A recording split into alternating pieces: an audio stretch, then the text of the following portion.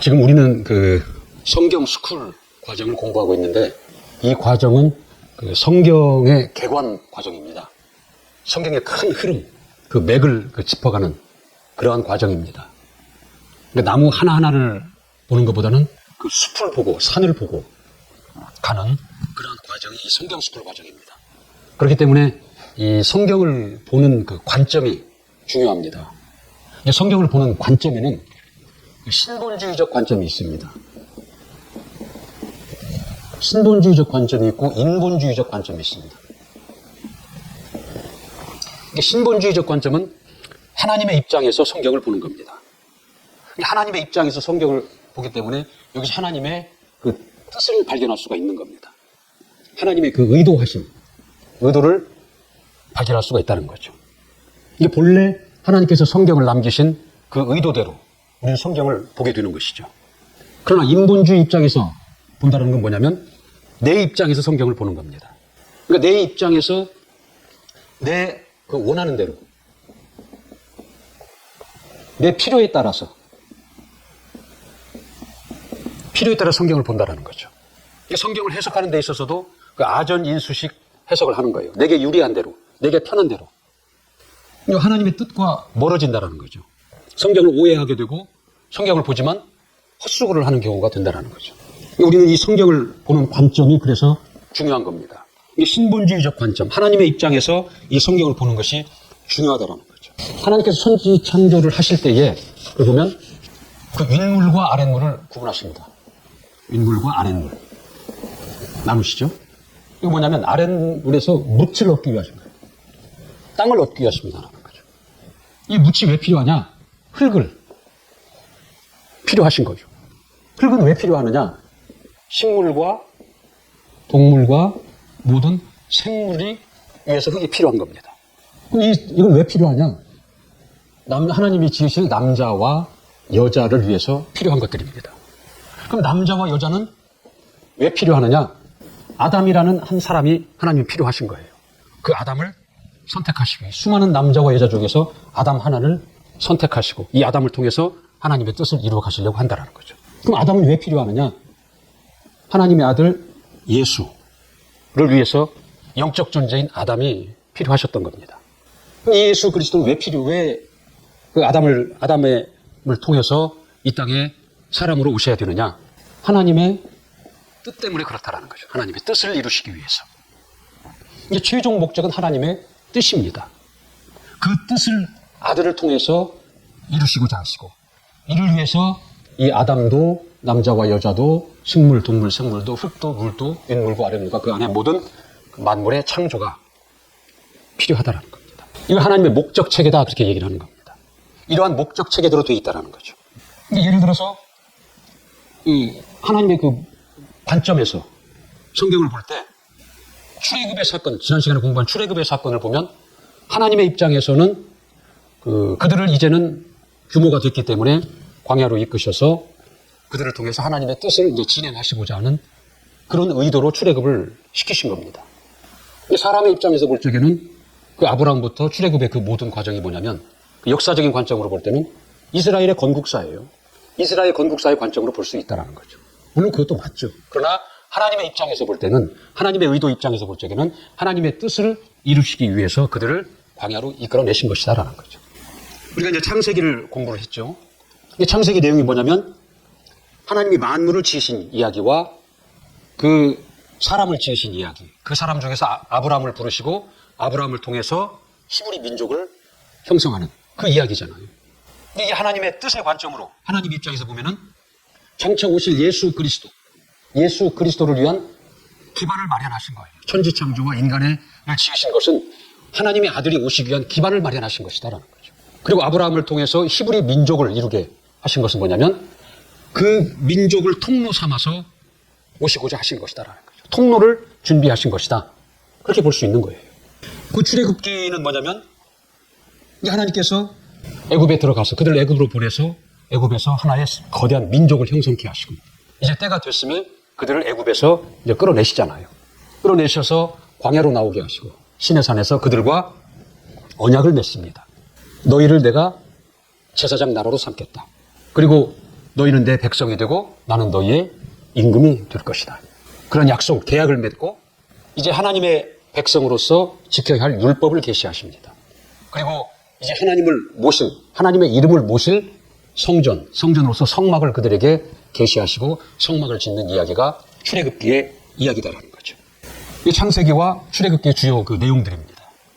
지금 우리가 공부하고 있는 창세기, 출애굽기, 레위기, 민수기, 신명기 이 5권의 책을 그 모세 오경이다 그렇게 얘기를 합니다. 이게 모세가 기록한 5권의 성경 그 이야기입니다.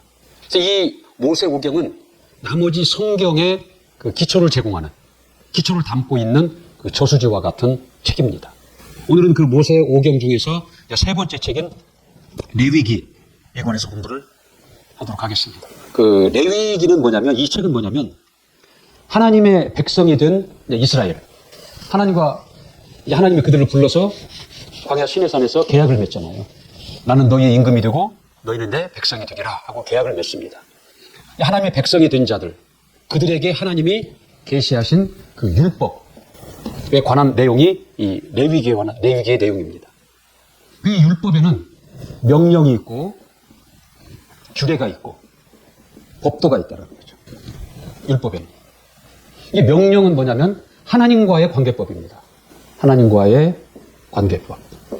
하나님의 명령 앞에 이스라엘 그 백성들의 순종. 그러므로 인해서 하나님과 이스라엘 백성들과의 그 이제 틈이 없는 거예요. 관계가 형성이 된다는 거죠. 이게 이게 율법 중에 명령입니다. 하나님과의 관계법. 하나님과 이스라엘 백성들과의 관계의 법이에요. 그래서 하나님의 명령하시고 이스라엘은 순종하게 되어 있다는 거죠. 그래서 명령 앞에 순종할 때 그들은 하나님과 틈이 없어요. 하나님과의 관계가 잘 이루어진다는 거죠. 이게 명령입니다. 규례는 뭐냐? 이건 제사법이에요. 이들이 명령을 쫓아 순종을 잘하면 좋은데 그렇지 못하면 하나님과의 죄인이 된다는 거죠. 죄가 들어간다는 거죠. 그래서 이 죄로 말미암아 하나님과 틈이 생기는 거예요. 이 관계가 깨진다는 거죠. 관계가 깨져버리는 거예요. 그럼 이들에게 오는 것은 뭐냐면 저주가 이들에게 오는 거예요. 그래서 이를 회복시키는 회복시키는 것이 제사고 그것을 규례로 정하신 것입니다. 그러니까 하나님의 명령이 있다라는 거죠. 명령이 있는데 이걸 순종을 하면 하나님과의 그 관계가 좋은 거예요. 그 시편에도 보면은 하나님과 그 대로가 열린다라는 거죠. 주께 힘을 얻고 마음에 시온의 대로가 있는 자가 복이 있도다 그런 거예요. 하나님과 막힘이 없는 자, 하나님 앞에 대로가 열려 있는 자가 그게 복된 자라는 거예요. 왜? 이 대로가 열렸기 때문에 하나님으로부터 생명과 복을 공급받기 때문에 그런 거예요. 그런데 이 명령을 불순종한다는 거죠. 불순종하면 어떻게 돼요? 이 명령을 불순종하면 불순종. 그럼 죄가 되는 거예요. 죄가 오면 어떻게 돼요? 이 관계가 깨지는 거예요. 대로가 막혀버린다는 거죠. 그러면 사망과 저주만이 이들에게 있는 거예요. 그래서 이 불순종으로 인해서 죄가 되고 죄로 인해서 막힘이 되고 그래서 사망과 저주가 왔을 때 이것을 해결하는 방법으로 규례를 계시하신 거예요. 그래서 이 규례대로 제사를 지내면 다시 이 죄가 사하여지고 이 관계가 회복이지고 다시 생명과 복을 공급받게 된다는 거죠. 이게 규례입니다. 법도는 뭐냐? 이건 인간과 인간의 관계법이에요. 인간과 인간의 관계법.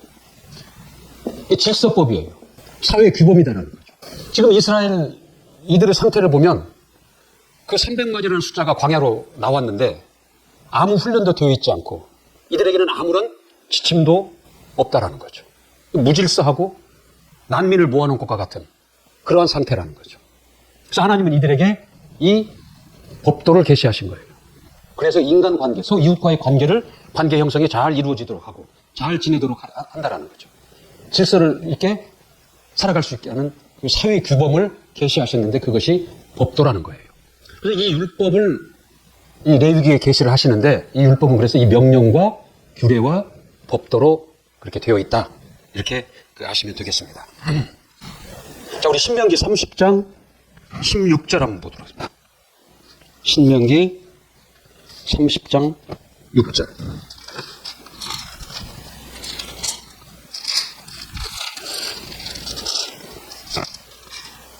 신명기 30장 16절. 우리 다 같이 합독하겠습니다. 시작. 곧 내가 오늘날 너를 명하여 내 하나님 여호와를 사랑하고 그 모든 길로 행하며 그 명령과 규례와 법도를 지키라 하는 것이라. 그리하면 내가 생존하며 번성할 것이요 또 내 하나님 여호와께서 내가 가서 얻을 땅에서 내게 복을 주실 것임이니라. 하나님은 이 명령과 규례와 법도를 계시하시고 이 명령과 규례와 법도를 지키고 따르는 자에게 복을 주시겠다라고 약속을 하시는 겁니다. 그 신명기 29장 앞으로 가서 29장 한번 보세요. 29장 9절에 한번 보면 시작. 그런즉 너희는 이 언약의 말씀을 지켜 행하라. 그리하면 너희 하는 모든 일이 형통하리라. 그렇게 약속을 하십니다. 자, 우리 그 다음 신명기 뒤로 좀 넘어가서 여호수아서 1장. 여호수아 1장 한번 봅시다. 7절 8절. 여호수아 1장 7절 8절. 시작. 오직 너는 마음을 강하게 하고 극히 담대히 하여 나의 종 모세가 내게 명한 율법을 다 지켜 행하고 좌로나 우로나 치우치지 말라. 그리하면 어디로 가든지 형통하리니 이 율법책을 내 입에서 떠나지 말게 하며 주야로 그것을 묵상하여 그 가운데 기록한 대로 다 지켜 행하라. 그리하면 내 길이 평탄하게 될 것이라. 내가 형통하리라 하신다. 하나님은 이 율법을 계시하시고 이 율법을 지키고 이 규례와 법도를 따르는 자들에게 이러한 복을 약속하십니다. 그건 뭐냐면 하나님은 불순종과 불법을 싫어하신다는 거죠. 불순종, 불법, 무질서, 그건 하나님이 싫어하시는 거예요. 이런 걸 계시하신 것은 하나님은 순종하는 걸 좋아하시고 질서 있는 걸 좋아하시고 합법, 법을 지키는 것을 좋아하신다는 거죠. 그러니까 오늘날 내가 사회생활을 하면서 남을 속이고 보이지 않게 도둑질을 하고 법을 어긴다는 거죠. 그러면서 하나님 앞에 나와서 하나님 내가 하는 일이 잘 되게 해주세요라고 기도한다는 거죠. 그건 될 수가 없는 거예요. 하나님은 거룩하신 분이다라는 거죠. 그렇기 때문에 거룩한 자와 함께 하시고 거룩한 자를 도우실 수밖에 없는 거예요. 이게 거룩이라는 말은 무슨 말이냐면 방향을 바꾸다 그런 겁니다. 지금 내가 이렇게 방향을 가고 있는데 거룩하다라는 것은 이 방향을 바꾸는 것을 거룩이다 그렇게 얘기하는 겁니다. 지금까지 내가 내 원하는 대로 경우에 따라서는 거짓말도 하고 경우에 따라서는 불법도 행하고 경우에 따라서는 속이기도 하고 그렇게 살아왔다라는 거죠. 그러나 거기서 방향을 바꿔서 이제 법을 지키고 하나님이 원하시는 대로 정직하게 살아가고 질서를 지키며 살아가는 것. 그게 거룩이다라는 거죠. 하나님 그 거룩한 자와 함께 하신다라는 거죠. 이 거룩하게 하는 방법은 뭐예요? 율법을 지키는 거예요. 하나님의 말씀을 쫓아 사는 것이다라는 거죠. 그럼 그런 자들이 거룩해지고 거룩한 자에게 해당되는 약속한 복을 받게 된다라는 거죠. 결과로서 복을 받아야 하지 복을 달라고 주세요 해서 복을 받는 것이 아니라 내가 하나님의 그 거룩하심 안에 들어갈 때 율법을 지킨다는 것은 내가 거룩하게 되는 것이고 율법을 지킨다는 것은 결과로 뭐냐면 하나님을 섬기는 일이 되는 거예요. 하나님 율법을 지켜 하나님을 섬기고 내가 거룩한 자가 될 때 결과로서 복이 온다는 거죠. 하나님의 그 복된 약속이 내게서 이루어지게 된다는 거죠. 그래서 우리는 하나님의 말씀을 듣기를 사모하고 그 말씀을 순종하고 그 말씀을 따르는 삶을 살라고 강조하는 것입니다. 그런 자가 복된 자가 되는 거고 그 복의 증거가 그들에게서 나타난다는 거죠. 이게 복을 결과로 얻으려고 해야지 복을 목적으로 해서는 안 된다는 것이죠. 그러니까 우리가 거룩한 삶을 산다는 것은 저항이 따르는 거예요. 이 방향으로 가다가 방향을 바꿔서 가다 보면 저항이 따르고 충돌이 생기고 어려움이 온다는 거죠. 그러나 하나님이 그걸 원하시기 때문에 그렇게 사는 자가 그게 거룩한 자고 그가 하나님 앞에 다른 사람들과 구별된 자라는 것입니다. 이게 성별입니다. 근데 하나님이 이스라엘에게 이 율법, 명령과 규례와 법도를 계시하신 것은 이제 너희는 제사장 나라가 됐다. 그리고 하나님의 백성이 됐다. 그렇기 때문에 다른 이방 민족들과 다른 법을 지키고 그들과 구별이 돼야 된다. 성별이 돼야 된다. 그래서 이걸 계시하신 것입니다. 그래서 이 레위기의 핵심은 뭐냐면 거룩이에요. 레위기 19장 2절 한번 볼까요? 19장 2절. 시작. 너는 이스라엘 자손의 온 회중에게 고하여 이르라. 너희는 거룩하라. 나 여호와 너희 하나님이 거룩함이니라. 이 하나님이 거룩하시니 너희도 거룩하라. 하나님을 드러내고 나타낼 제사장 된 너희들, 그리고 하나님의 백성들, 너희들은 하나님이 거룩하니 너희들도 거룩하라. 그러는 겁니다. 레위기의 핵심은 뭐냐면 거룩하라라는 거예요. 하나님이 거룩하니 너희도 거룩하라. 그러는 겁니다. 그래서 레위기는 크게 이제 두 이렇게 부분으로 이렇게 되어 있습니다. 첫 번째 부분은 그 제사법. 첫 번째 부분은 그 제사에 관한 법입니다. 이 제사에 관한 법. 그 다음에 두 번째는 사회법이에요. 사회 규범. 질서 있게 살아가기 위한 규범, 생활법이다라는 거죠. 그래서 이 제사, 이게 법을 보면은 이 제사가 뭐냐면 그 죄를 범함으로 죄인 되었던 자가 하나님과 화해를 이루게 하는 게 이게 제사입니다. 아까 규범에 설명할 때 말씀드렸죠. 그러니까 명령에 대해서 불순종을 하고 불순종함으로 인해서 죄가 오고 죄가 옴으로 인해서 하나님과 끊겨진다라는 거죠. 하나님과 틈이 생겨버린다라는 거죠. 그럼 하나님으로부터 공급받는 생명과 복이 없기 때문에 사망과 저주만 있는 거예요. 이제 그런 자들이 이 제사를 통해서 죄의 문제를 해결을 하고 하나님과 다시 화목하는 겁니다. 화목함으로 인해서 하나님과의 관계가 회복이 되고 다시 하나님으로부터 공급되는 생명과 복을 받는 거예요. 그게 제사라는 것이죠. 하나님과 화해를 이루게 하는 거예요. 하나님과의 관계가 깨졌을 때 하나님의 명령에 불순종해서 죄가 들어와 하나님과의 관계가 깨져버리고 하나님과의 관계가 단절이 되어버렸다는 거죠. 그럴 때 다시 죄를 없이 하고 하나님과 관계를 회복하고 하나님과의 그 시온의 대로를 다시 열고 하나님으로부터 오는 생명과 복을 받게 하는 것이 그게 제사라는 것이죠. 그래서 제사의 그 종류를 보면 뭐 번제, 소제, 화목제, 속죄제, 속건제 이런 종류가 나오죠. 이 제사는 뭘 지금 비유로 나타내고 있냐면 예수 그리스도, 신약에 와서 예수 그리스도의 대속, 이 대속. 예수 그리스도가 오셔서 우리를 위해서 어떻게 하셨어요? 헌신하셨어요. 자신의 피와 살과 목숨을 다 내어주셨다는 거죠. 헌신하시고 그분의 그 봉사, 아무 값 없이 우리에게 그걸 다 베풀어 주셨다는 거죠. 그분의 헌신과 봉사와 그 수고, 이것을 이제 비유로 나타낸 것이 그 뭐 소제, 번제, 소제, 화목제, 속죄제, 속건제, 이것의 비유다라는 거죠. 예수 그리스도의 그 대속에 위한 그 헌신, 봉사, 수고, 이게 그의 죽으심, 그의 피 흘리심, 이것을 비유로 나타내는 것이 그 제사의 종류다라는 거죠.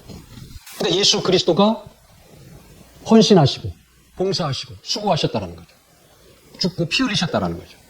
이걸로 인해서 우리는 대신 속함을 받아버린 거예요. 이게 빚을 갚다 그러거든요.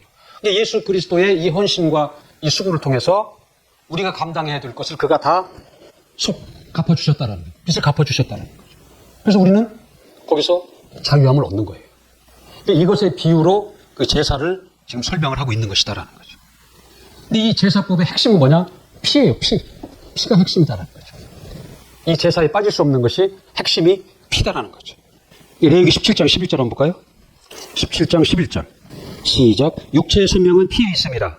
내가 이 피를 너희에게 주어 단에 뿌려 너희의 생명을 위하여 속하였나니 생명이 이 피에 있으므로 피가 죄를 속하느니라 그랬어요. 피가 죄를 속하느니라. 피에 생명이 있고 피가 죄를 속하느니라. 그렇게 하나님이 말씀하고 있습니다. 근데 하나님의 명령 있는데 불순종한다라는 거죠. 죄가 되죠. 죄가 되면 하나님과 끊겨진다는 거죠. 단절이 되어버린다는 거죠. 그럼 뭐가 와요? 사망과 저주가 온다는 거죠. 그래서 제사는 뭐예요?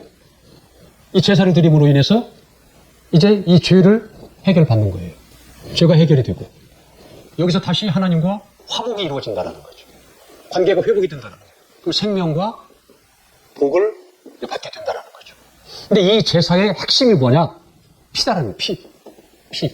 이 피가 들어가면 이 죄가 해결이 되고 화목이 이루어지고 생명과 복을 얻게 된다는 거죠. 17장 11절에 뭐라고 그랬어요? 피에 생명이 있다. 그 피가 죄를 속한다. 그렇게 표현하고 있잖아요. 그러니까 이스라엘이 마지막에 나올 때 그 6월절 사건이 있었잖아요. 거기 핵심이 뭐예요? 양의 피였어요. 양의 피를 바른 이스라엘, 히브리 민족의 가정에서는 유월했잖아요. 재앙이 지나가는데 넘어서 지나갔다라는 거죠. 6월절이라고 그랬잖아요. 그러나 양의 피가 발라져 있지 않는 그 애굽의 왕부터 모든 종과 짐승에 이르기까지 그 재앙이 그림자가 지나갔다라는 거죠. 뭘 하지 넘어가지 않고 그냥 지나갔다라는 거죠. 그 결과로 처음 난 것이 왕의 자식부터 종의 자식, 짐승까지 다 죽게 되잖아요. 6월절의 그 핵심도 피다라는 거죠. 이것은 예수 그리스도의 피를 지금 예표하고 있는 거예요. 비유로 지금 설명하고 있다라는 거죠. 그리고 이것도 예수 그리스도에 관한 이야기예요. 그래서 히브리서 10장 19절 20절에 보면은 예수 그리스도 피로 열어놓으신 새롭고도 산 길로 나아가라 그랬거든요. 예수 그리스도가 피를 흘리심으로 인해서 이 죄인이 하나님께 나아갈 수 있는, 하나님과 화목할 수 있는 길이 열렸다라는 거예요. 그래서 그 길로 나아오는 자들에게 생명이 있고 복이 있다라는 거예요.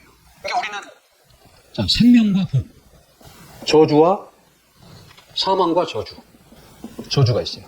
우리가 택하라고 그랬거든요. 신명기에 보면은 너와 내 자손이 택하라. 뭘 택하든지 택한 대로 된다라는 거예요. 근데 어떤 바보가 사망과 저주를 택하겠어요? 그러니까 사람들은 누구나 다 자기는 생명과 복을 택하고 있다고 생각하고 있는 거예요. 그 예수의 보혈로 예수로 말미암아서 생명과 복을 택하지 않는 자는 다 지금 현재 사망과 저주 가운데 있는 자예요. 중간은 없어요. 생명이냐 사망이냐, 복이냐 저주냐, 그 둘밖에 없다라는 거죠. 선택의 여지가 없는 거예요. 그래서 내가 예수 안에서 예수의 피로 말미암은 생명과 복이 없으면 지금 모든 사람은 다 사망과 저주 가운데 있는 거예요. 중간은 없다라는 거죠. 자, 이 제사법에 대해서 이제 설명이 나오죠. 그 다음에 그 제사장에 관한 법이 나옵니다. 제사장을 어떻게 해서 제사장은 거룩해라.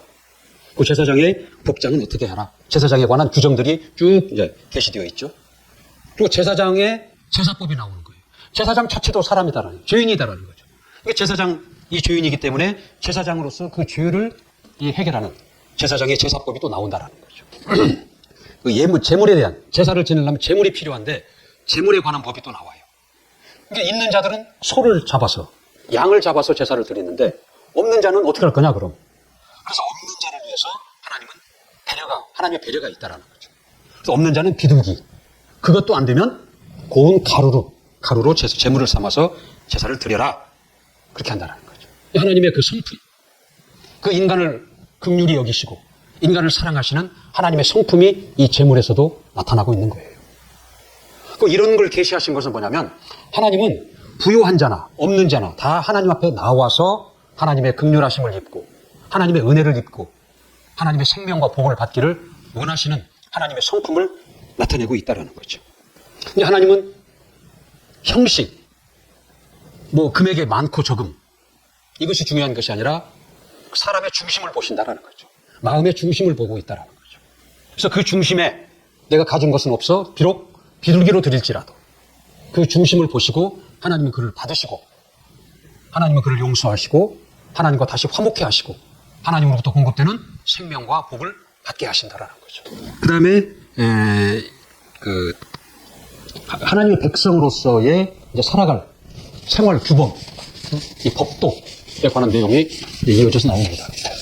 이제 이스라엘 사람들이 하나님의 백성이 됐기 때문에 그 애굽에서 지키던 애굽의 법이라든가 애굽에서 섬기던 그 우상을 섬겨서는 되지 않는 거예요. 하나님의 백성이 되었기 때문에 하나님의 백성의 법, 사회법을 지켜야 된다라는 거죠. 미국 시민이 되면 미국의 법을 지켜야 돼요. 대한민국의 국민이 되면 대한민국 법을 지키는 것이 마땅하다라는 거죠. 이들이 하나님의 백성이 되었기 때문에 하나님의 법을 지켜서 생활하는 데에도 하나님의 법을 지켜서 생활하는 것이 너무나 마땅하다는 거죠. 그럴 때 하나님은 그들을 거룩하다 그렇게 말씀하시는 거예요. 이스라엘 히브리 민족, 이들이 가장 두려워하는 것은 뭐냐면 그 당시에 그 하나님의 백성에서 끊겨지는 것이 가장 두려운 거였어요. 끊겨지면 죽는 거니까. 그래서 지키지 않으면 내 백성에서 끊겨지려라 계속 그 레위기에 보면 경고하고 있는 거예요. 끊겨진다라는 거죠. 끊겨진다라는 건 뭐예요? 하나님의 보호를 받지 못하는 거예요. 하나님으로부터 공급받는 것이 없다라는 것이죠. 저주라는 거죠. 그래서 하나님의 백성으로 끊겨지는 걸 그렇게 두려워하는 거예요. 우리 레위기 18장 한번 볼까요? 레위기 18장 29절. 시작. 무릇 이 가증한 일을 하나라도 행하는 자는 그 백성 중에서 끊쳐지리라. 그래요. 이게 하나님이 계시하신 걸 지키지 않고 가증한 일을 행한 자는 하나님의 백성에서 끊쳐지리라. 그렇게 경고하는 거예요. 22장 3절 한번 볼까요? 레위기 22장 3절. 시작. 그들에게 이르라. 무릇 너의 대대 자손 중에 그 몸이 부정하고도 이스라엘 자손이 구별하여 여호와께 드리는 성물에 가까이 하는 자는 내 앞에서 끊어지리라. 나는 여호와니라. 끊어진다라는 거예요. 끊겨진다라는 거죠. 그걸 경고하고 있는 거예요. 이스라엘이 가장 그 당시에 두려운 건 하나님의 백성에서 끊겨지는 거예요. 그래서 하나님의 백성으로서 그들에게 살아갈 수 있는 그 생활법들을 이제 계시하시죠. 그 뭐냐면 무슨 식생활도 먹어서 되는 것과 먹어서 안 되는 것을 구분해 주시는 거예요. 또 거기에 보면은 산후 그 몸조리 기간에 관해서도 나오게 됩니다. 이게 여자 아이를 출산하고 나면 그 산모의 그 혈이 피가 깨끗해지는 데는 33일이 걸린다는 거예요. 남자 아이를 출산했을 때. 근데 여자 아이를 출산했을 때는 그 산모의 그 혈이 깨끗해지는데 66일이 걸린다는 거예요. 이게 성경이 다 나와 있는 얘기예요. 근데 오늘날 과학적으로 이게 그렇다라는 거예요. 이런 것까지. 그리고 병의 진단과 처방에 관한 그 법도가 나오고 성윤리, 사회윤리에 관한 법도를 또 계시하시고 그다음에 대속죄일이 나오잖아요. 1년에 한 차례씩 대제사장이 지성소에 들어가는 것에 관한 내용. 응? 대속죄일. 그다음에 절기가 나오잖아요. 그 대표적인 게 뭐예요? 6월절이잖아요. 6월절이 뭐예요? 그들이 애굽에서 마지막에 나올 때 그들에게는 사망이 6월했잖아요. 그걸 기념하는 거예요. 이게 절기라는 것은 뭐냐면 기념하는 겁니다. 하나님이 베푸신 그 은혜를, 하나님 베푸신 사랑을 기념하는 겁니다. 기념해서 뭐 하는 거예요? 하나님께 감사하는 거예요. 그 절기를 지킴으로 인해서, 기념함으로 인해서 하나님께 감사하는 거예요. 하나님이 우리를 이렇게 살려주셨구나. 우리 6월절 그 사건, 다 애굽에서는 장자가 죽었는데 우리는 그 재앙이 우리를 넘어갔다. 6월했다. 감사하는 겁니다. 감사하고 기억하는 거예요. 그걸 잊지 않는 거예요. 하나님의 은혜를 잊지 않는 것이다라는 거예요. 기억. 그 다음에 그 하나님과의 관계가 유지되도록 하는 거예요. 그걸 기억함으로 해서 하나님과 멀어지지 않고 하나님과 계속 관계를 유지하고 더 깊은 관계 가운데로 들어가게 하는 것이 그게 절기라는 거죠. 절기를 지킴으로써. 이스라엘은 그래서 계속 절기를 지키는 거예요. 지금도 이스라엘 사람들은 이 절기를 지킨다는 거죠. 그러니까 이들이 이 절기를 지켰지만 그러니까 이스라엘은 어디를 가나 이스라엘 그 사람들은 이 절기를 지켜요. 하나님을 떠나지 않는 거예요. 하나님이 그들을 지키시고 보호하신다는 거죠. 그러니까 그들이 절기를 지킨 것 같지만 절기가 오히려 이스라엘을 지키는 거예요. 오늘날 신약의 절기는 뭐예요? 성탄절도 있고, 절도 있고, 맥주감사절, 추수감사절, 이 절기들이 있잖아요. 이 주일도 절기입니다. 매 주일도라고 주일도 절기다라는 거죠. 이 절기에 하나님을 기념하는 거예요. 하나님이 우리에게 베푸신 은혜를, 예수 그리스도의 그 피 흘림의 그 대속의 은혜를 기억하고 그걸 감사하는 겁니다. 주일날 나와서. 그걸 계속 잊지 않고 기억하는 거예요. 우리가 죽을 때까지. 그리고 그걸 위해서 하나님과의 관계를 계속 유지해 가는 겁니다. 그리고 더 깊이 하나님과의 관계 가운데로 들어가게 한다는 거예요. 그게 절기예요. 근데 주일도 절기라는 거죠. 그래서 주일을 지키라는 거예요. 절기에 관한 이야기. 그다음에 안식년에 관한 이야기가 나오죠. 이게 7년마다 쉬라. 사람도 농사 짓는 땅도 쉬라는 거예요. 이스라엘에 한파가 왔는데 그 바나나 농장에 한파가 왔는데 이 절기를 따라서 7년을 경작하고 1년을 쉰 땅과 쉬지 않고 계속 경작을 한 땅에 차이가 나더라는 거죠. 이 안식년을 쫓아서, 절기가 아니라 안식년이요. 안식년을 쫓아서 쉰 땅은 냉해를 입지 않았다라는 거예요. 근데 욕심을 부리고 쉬지 않고 계속 경작을 한 땅에서는 냉해를 입었다라는 거죠. 이제 하나님이 운영하시는 법칙이에요, 이런 것들이. 이게 주일도 그렇잖아요. 6날은 일하고 하루는 쉬라라는 거예요. 그 쉬는 날 쉬면서 이 주일날 하나님을 기념하고 감사하고 기억하고 관계를 유지하라는 거예요. 이 주일을 지키라는 것은 어찌 보면 하나님을 위해서라기보다는 우리를 위한 거예요. 우리를 위해서. 하나님의 법칙이 그렇기 때문에. 근데 일주일에 쉬지도 않고 돈 벌 욕심에 계속 일을 하다 보면 결국 몸이 무너져요. 모든 관계가 깨져버린다라는 거죠. 근데 하나님이 이 우주 만물을 지으시고 운영하시는 법칙이 있다라는 거죠. 그 법칙 안에 들어가 살 때 그 순리대로 모든 것들이 이루어지는데 그걸 벗어나면 문제가 생기는 것이다라는 거죠. 거기. 그래서 하나님이 그 정하신 명령과 규례와 법도를 지키는 것이 중요한 것입니다. 안식년의 얘기도 나오죠. 그 다음에 그 복과 저주의 이야기가 나옵니다. 이 지금까지 계시한 이 명령과 규례와 법도를 지키면 복을 받고 지키지 않으면 저주를 받는다는 내용이 이어집니다. 26장 한번 봅시다. 레위기 26장. 레위기 26장 3절. 3절 4절 한번 볼까요? 시작. 너희가 나의 규례와 계명을 준행하면 내가 너희 비를 그 시후에 주리니 땅은 그 산물을 내고 밭의 수목은 열매를 맺을지니라. 5절에 보면 뭐라고 했어요? 너희 타작은 포도 딸 때까지 미치며 너희의 포도로 따는 것은 파종할 때까지 미치리니 너희가 음식을 배불리 먹고 너희 땅에 안전히 거하리라. 그러니까 이 3절부터 계속해서 그 13절까지의 내용은 뭐냐면 명령과 규례와 법도를 따르는 자들이 받을 복에 대해서 나오는 거예요. 이렇게 되려라, 이렇게 되려라, 이렇게 복을 받고 이렇게 복을 받고 복을 받으리라. 잘 되고 형통하리라. 근데 14절로 26장 14절부터 보세요.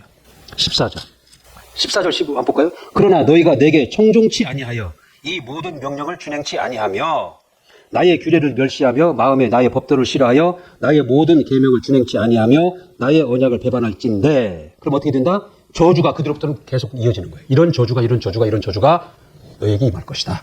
이제 앞에 13장까지는 순종하는 자에게 받을 복, 순종하는 자에게 해당되는 결과에 대해서 기록하고 있고, 이 14장 14절부터 39절까지는 불순종하는 자에게 임할 저주에 대해서 기록이 나온다는 거죠. 근데 결론이 뭐예요? 하나님은 거룩하니 너희도 거룩하라라는 거죠. 어떻게 거룩하라? 명령과 규례와 법도를 지켜라. 그러면 너희도 거룩한 자가 된다.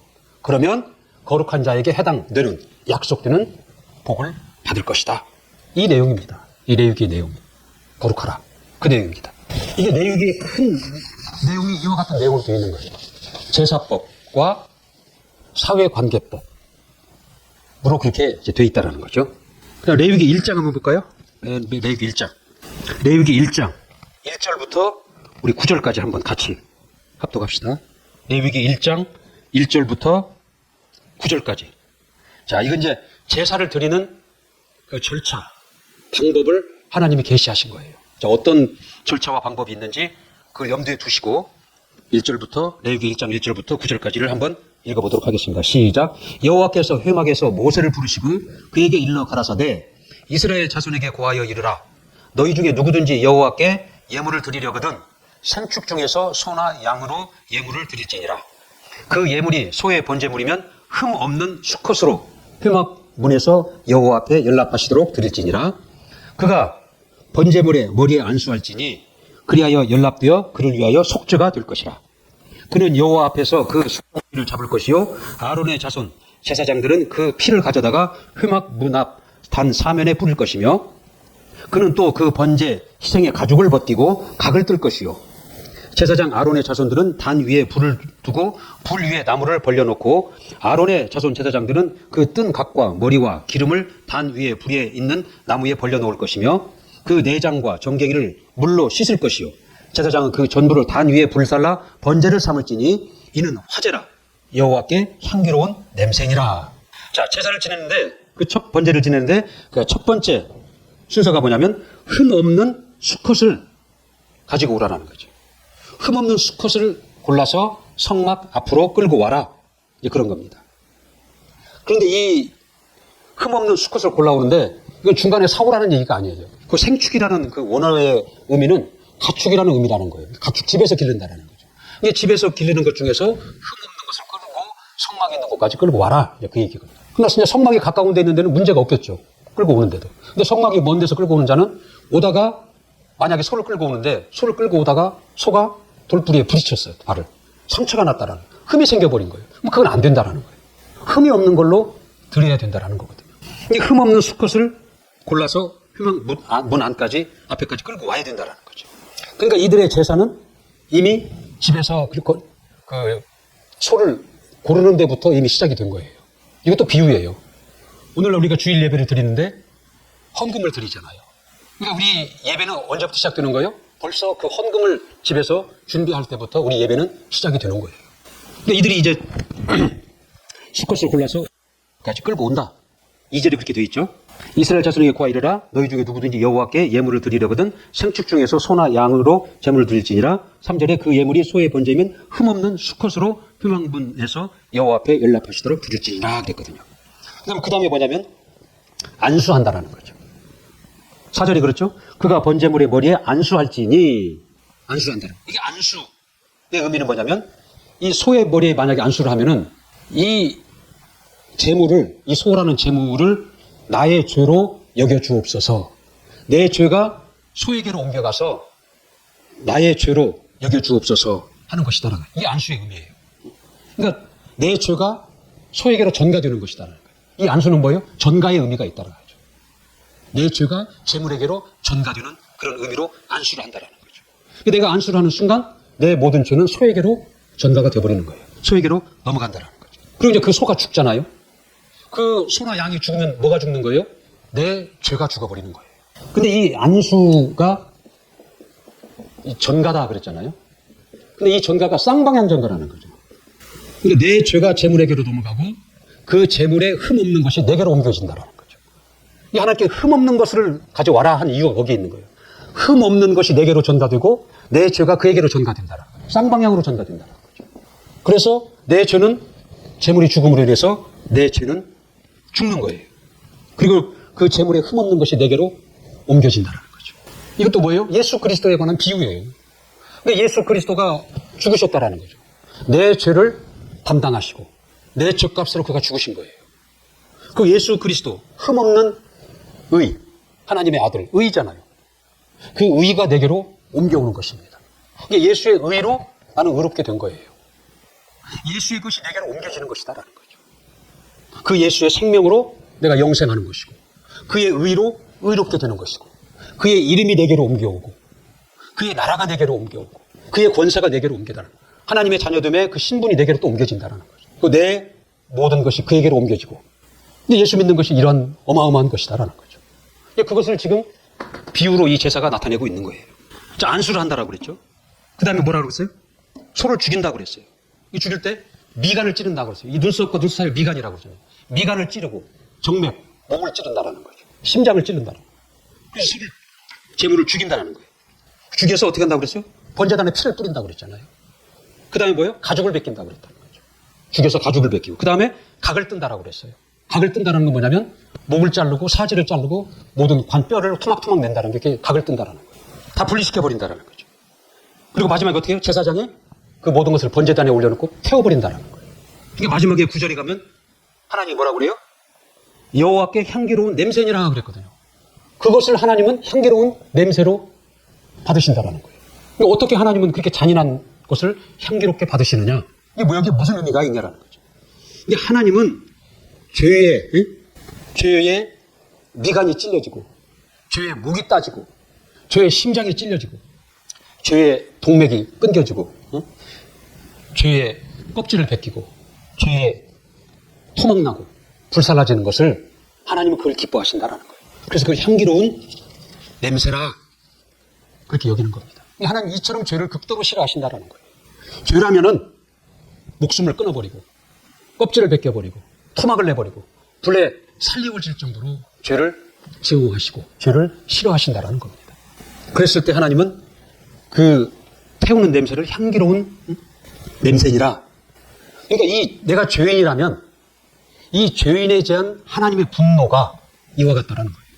그 죄인의 숨통을 끊고 껍질을 벗겨버리고 토막을 내버리고 불에 태워야 하나님의 직성이 풀리신다라는 거예요. 죄인을 그렇게 증오하고 죄인을 그렇게 미워하고 그런 형편에 처하게 하신다라는 거예요. 하나님은 죄를 싫어하시고 그 죄인 된 자가 이런 지경에 되도록 두신다라는 거예요. 이제 하나님의 이 공의가 있습니다. 하나님의 긍휼이 있어요. 하나님의 은혜가 있습니다. 이 공의는 뭐냐면 법대로 되는 거예요. 이게 죄인에게 해당되는 법대로 그대로 되는 거예요. 목숨이 숨통이 끊겨지고 가죽이 벗겨지고 토막이 나고 불에 태워진다. 이 하나님의 공의대로 하면 죄인은 그렇게 되는 거예요. 법대로 된다라는 거죠. 근데 긍휼이 뭐냐? 이게 마땅히 받아야 할 것, 그것을 받지 않는다라는 거죠. 이게 죄인이 마땅히 공의대로 하면 마땅히 받아야 되는데 마땅히 받아야 할 것을 받지 않도록 하시는 것이 그게 긍휼이에요. 긍휼. 그러니까 우리가 하나님의 긍휼을 입지 못하면 우리는 공의대로 될 수밖에 없는 거예요. 그럼 은혜는 뭐냐? 받을 수 없는 것. 도무지 받을 수 없는 것을 받는 것이거든요. 그러니까 자격도 없어요. 자격도 없는데, 수고도 없는데, 아무것도 없는데, 받을 수 없는 것을 받는 거예요. 그러니까 하나님의 생명을 어떻게 받아요? 받을 자격이 없어요. 수고한다고 받을 수 있는 게 아니다라는 거죠. 하나님의 자녀의 신분을 내가 어떻게 받고, 하나님의 생명을 어떻게 받고, 하나님의 이름을 내가 어떻게 내 안에 모시고, 내가 어떻게 천국에 가냐라는 거죠. 내가 어떻게 죄를 없이 함을 받냐라는 거죠. 그게 다 뭐예요? 은혜예요, 은혜.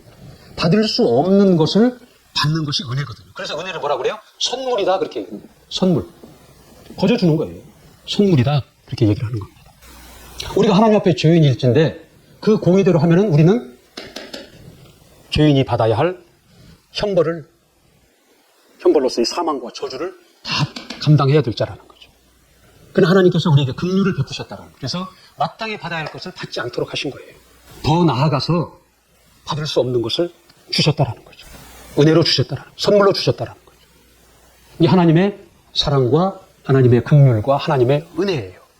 사랑의 하나님께서 우리에게 이 공의가 있지만 이 공의를 피할 수 있도록 하셨다는 거죠. 예수로 말미암아. 자, 이스라엘은 이제 이 제사를 지냄으로써 이 공의를 피하는 거예요. 그래서 긍휼을 받고 은혜를 받습니다. 오늘날은 예수예요. 예수. 그들은 제사를 지내야 돼요. 이 제사를 지내는 것이 얼마나 힘들고 번거롭냐라는 거죠. 그러나 예수 그리스도는 오늘날 이들은 제사를 지냈지만 오늘날에는 예수 그리스도를 믿음으로 이 모든 것이 다 끝나버리는 거예요. 이들이 그렇게 힘들게 드리는 그 제사가 오늘 예수 그리스도를 믿고 영접하기만 하면 다 해결돼 버리는 것이다라는 거죠. 그래서 예수를 믿음으로 인해서 이 하나님의 공의를 우리는 피하는 거예요. 그래서 하나님의 긍휼을 입게 되고 하나님의 은혜를 입게 된다는 것입니다. 이게 하나님의 진노를 피하는 유일한 방법은 뭐예요? 그들은 제사를 지냈지만 이제는 예수를 믿는 거예요. 예수를 믿음으로 인해서 내 죄가 그에게로 넘어가고 그 예수의 생명과 복과 그 이름과 아들의 신분이 내게로 넘겨온다라는 거죠. 전가된다라는 겁니다. 쌍방향으로 전가가 되는 겁니다. 내 것이 예수 그리스도에게로, 예수 그리스도의 것이 내게로 넘겨오는 것입니다. 우리의 믿음이라는 건 이렇게 엄청난 것이다라는 거죠. 그들과 같이 수고하지 않아도 이제 믿음으로 말미암아 된다라는 거죠. 예수 그리스도, 그는 하나님이 보내신 우리의 구주가 되신 예수 그리스도, 그의 피가 그 죄를 사하고 하나님과 관계를 화목케 하고 신분을 회복케 한다라는 그 믿음, 그 믿음으로 인해서 그 모든 것이 회복이 된다라는 거죠. 그래서 로마서 그 10장 10절에 뭐라고 그랬어요? 마음으로 믿어 의에 이르고 입으로 시인하여 구원에 이르느니라, 이렇게 얘기를 하는 것입니다. 자, 오늘날 우리는 하나님의 그 사랑을 어떻게 우리는 알고 있습니까? 내가 물질의 복을 받아야, 내가 내 기도의 응답을 받아야 하나님은 나를 사랑하시는구나 하지 않습니까? 그보다 더 앞서서 하나님의 이 은혜, 예수 그리스도로 말미암은 이 은혜, 이것을 우리가 사랑으로 받아들일 때 우리는 그 하나님 앞에 항상 감사할 수밖에 없는 겁니다. 데살로니가전서 5장 16절에 보면 너희는 항상 감사하라, 기뻐하라 그러잖아요. 근데 감사와 기쁨이라는 감정은 내 앞에 일이 있을 때, 어느 현상이 일어날 때 그것에 대한 감정 반응이거든요. 근데 그것이 일어나지 않는데 감사하라, 즐거워하라는 쉽지가 않은 얘기예요. 해본들 다시 요요 현상이 와요. 그러나 이 하나님의 은혜, 하나님의 이 사랑을 우리가 깨닫고 알게 될 때는 우리 그러한 환경이, 감사할 환경이 없고 기뻐할 환경이 없을지라도 우리는 진정 하나님 앞에 감사하고 하나님 앞에 기뻐할 수 있다는 것입니다. 자, 오늘 레위기를 통해서 하나님의 그 사랑과 그 은혜를 우리가 다시 한번 깨닫고 감사하고 하나님께 참으로 기쁨을 드리는 그러한 자들이 되었으면 좋겠습니다. 자, 오늘 여기까지 마치겠습니다.